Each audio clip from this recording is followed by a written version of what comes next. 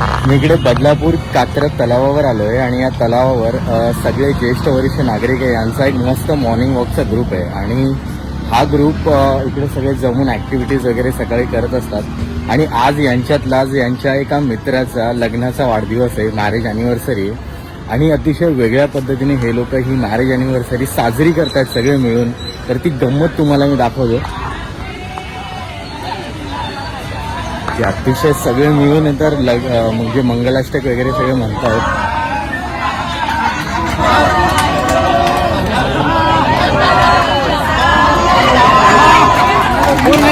शेवट